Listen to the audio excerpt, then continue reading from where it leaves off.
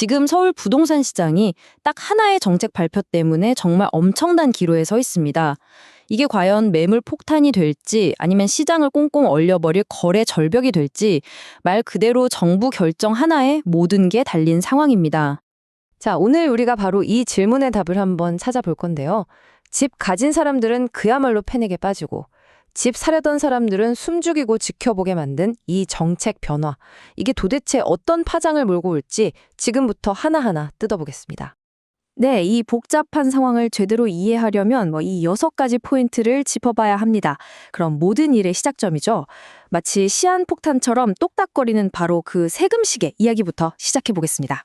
자, 모든 일의 시작은 바로 1월 23일이었습니다. 이재명 대통령이 다주택자 세금 유예 더는 연장 없다 이렇게 딱 선언을 한 거죠. 이 말 한마디가 시장 전체를 뒤흔들어 놓은 겁니다. 이 발표 하나로 시장에 아주 명확한 데드라인이 생겨버렸어요. 바로 5월 9일. 이날까지 매매계약서에 도장을 찍지 못하면 다주택자들은 말 그대로 세금 폭탄을 맞게 되는 거죠.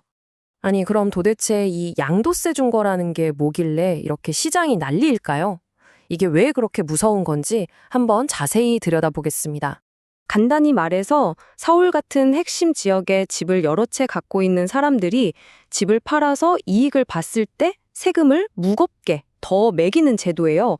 투기를 막고 시장을 좀 안정시키겠다는 목표로 만들어진 거죠. 자, 이 표를 보시면 와, 차이가 엄청나죠? 근데 여기서 진짜 무서운 건요. 단순히 세율만 올라가는 게 아니에요. 더 결정적인 건 오랫동안 집을 보유하면 세금을 깎아주던 장기 보유 특별 공제라는 게 있거든요. 이게 그냥 통째로 사라져버립니다. 혜택이 아예 없어지는 거예요. 그러니까 최악의 경우 이 숫자가 현실이 되는 겁니다. 82.5%. 와, 이게 무슨 말이냐면요. 집 팔아서 10억을 벌면 8억 이상을 세금으로 내야 할 수도 있다는 얘기예요. 정말 어마어마하죠.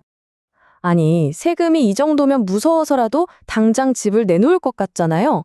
그런데 현실은 그렇게 간단치가 않습니다. 집을 팔려는 사람들이 지금 거대한 행정 절차라는 벽에 부딪혔거든요. 현장에 있는 공인중개사분의 이 한탄이 지금 상황을 딱 보여주는 것 같아요. 문제는 세금만이 아니라는 거죠.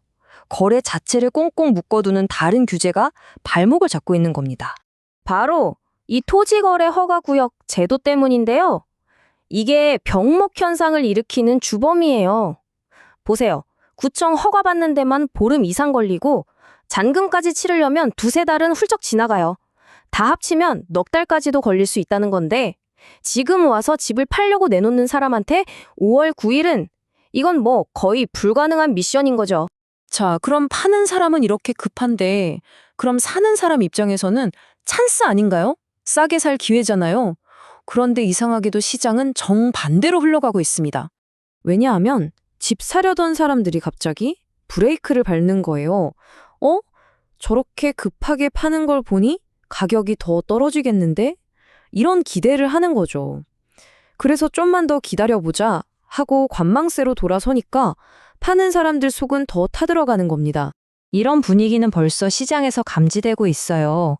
예를 들면 강남 압구정 같은 곳에서 최고가보다 무려 6억, 7억씩 낮은 급급매 물건이 등장하기도 했으니까요. 바로 이 지점에서 우리는 아주 흥미로운 역설과 마주하게 됩니다. 정부가 의도했던 정책의 목표랑 시장 전문가들이 예측하는 현실이 완전히 반대 방향을 가리키고 있다는 거예요. 원래 정부의 목표는 다주택자들이 집을 팔게 만들어서 시장의 매물을 늘리는 거였잖아요. 그런데 전문가들은 오히려 매물 잠김, 그러니까 매물이 싹 말라버리는 현상이 나타날 거라고 보고 있어요. 왜냐? 아니, 저렇게 엄청난 세금을 내느니 그냥 안 팔고 버티겠다. 이렇게 생각하는 집주인들이 더 많을 거라는 거죠. 그렇게 생각하는 데는 다 이유가 있습니다. 세금 부담이 너무 크니까 에라 모르겠다. 그냥 자식한테 증여해버리자. 이런 선택을 하는 거죠. 그럼 그 집은 아예 매매 시장에서 사라져버리는 거예요. 또 이참에 애매한 집들 다 팔고 제일 좋은 똘똘한 한 채만 남기려는 움직임도 있고요. 과거에도 비슷한 정책이 실패했던 경험도 한몫하고 있습니다. 자, 그럼 운명의 5월 9일이 지나면 어떻게 될까요? 이제 시장의 모든 관심은 정부가 다음에 어떤 카드를 꺼내들지에 쏠려 있습니다. 앞으로 지켜봐야 할 변수들이 몇 가지 있는데요. 그중에서 가장 큰 변수는 바로 보유세입니다. 양도세는 팔 때 한 번 내는 거지만 보유세는 그냥 가지고만 있어도 매년 내야 하는 세금이거든요. 만약 이 보유세가 확 오른다?